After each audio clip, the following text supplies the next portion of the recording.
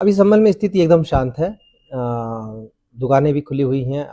जिस जगह पे मेन ये सारी उपद्रव हुए, उस जगह पे अभी कुछ हल्का दुकानें बंद हैं, पर बाकी सारी बाहर स्थिति नॉर्मल है।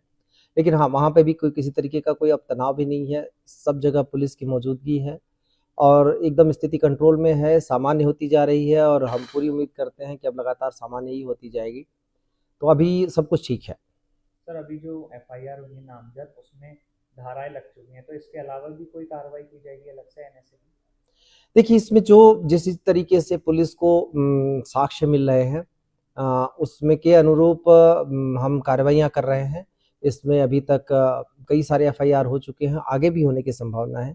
उसमें जो वहाँ के माननीय सांसद हैं उनको भी इसको उकसाने के लिए, इस पूरे उपद्रव को, जो माननीय विधायक है उनके पुत्र को इसके उकसाने के उसमें आरोप में आरोपित किया गया है।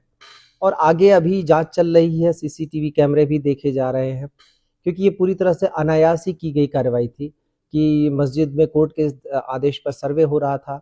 उस सर्वे में दूसरी बार ये सर्वे होने जा रहा था।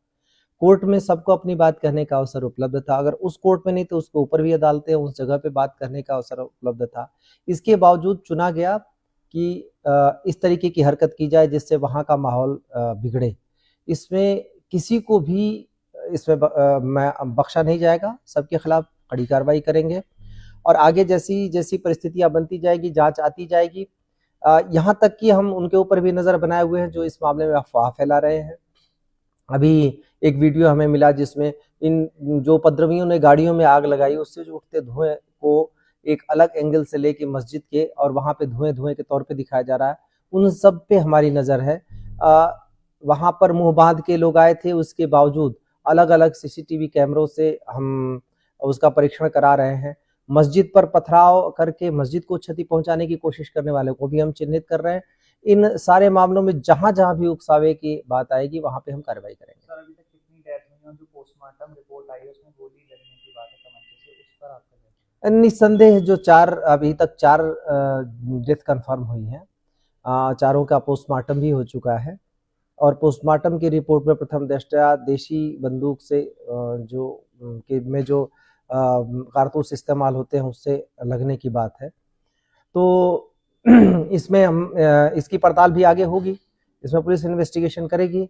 मजिस्ट्रियल जांच के भी आदेश दिए जा चुके हैं, तो मजिस्ट्रियल जांच भी इसमें होगी और उसमें हर एक की भूमिका उसमें आएगी। और इसमें जैसे जैसे आगे साक्ष्य मिलते जाएंगे, जैसा मैंने कहा, कड़ी कार्रवाई करेंगे। इसमें एनएसए लगाने तक का भी प्रावधान है और उसमें भी हम कार्रवाई करेंगे। सर आगे उस एरिया की जो सुरक्षा व्यवस्था है, क्योंकि आगे भी सर्वे हुआ तो उसके लिए क्या इंतजाम किए जाए? देखिए, सुरक्षा व्यवस्था तो पूरी थी, पहले भी थी, अभी भी है। नए लड़कों को उकसा के ये काम करवाया गया है क्योंकि इस बात की जरूरत थी नहीं कहीं से भी। न तो ये जो जो लोग वहां इकट्ठे थे, न तो ये स्टूडेंट है, न तो किसान है, न तो किसी तरीके, ऐसा कोई मुद्दा भी नहीं था। केवल सर्वे किया जा रहा था मस्जिद का और सर्वे का मतलब इंस्पेक्शन है। ये भी नहीं कि कोई चीज तोड़ी या कोई चीज खोली या ऐसी कोई भी चीज हो रही थी। इसमें सबसे बड़ी बात है कि अदालत का आदेश था। हमारा काम केवल सुरक्षा मुहैया कराना था, वो काम हम कर रहे थे। पुलिस से भिड़ने का कोई प्रश्न ही नहीं था।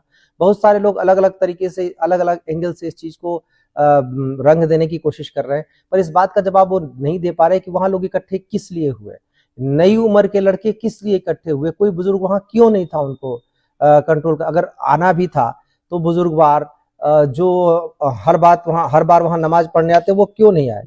ऐसा कुछ भी नहीं हुआ। वहां पे लोग इकट्ठे हुए, मुंह बांध के आए थे। तो क्या करने आए थे मुंह बांध के?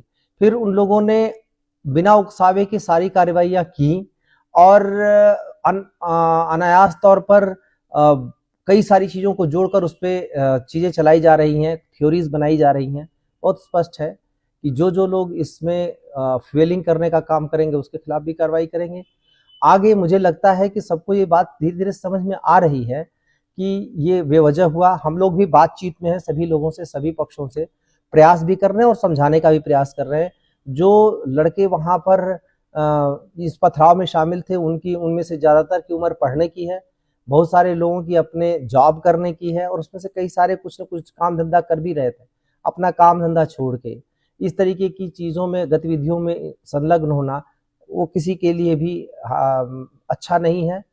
अफसोस है जो जिसमें अनायास लोगों के कुछ लोगों के उकसावे में आकर डेथ भी हुई, घायल भी लोग हुए, और ये दोबारा इस तरीके की चीजें ना हो, इसके लिए हमारी पूरी तैयारी है और इंश्योर करेंगे कि किसी भी तरीके की इस तरीके की चीज दोबारा ना होने पाए।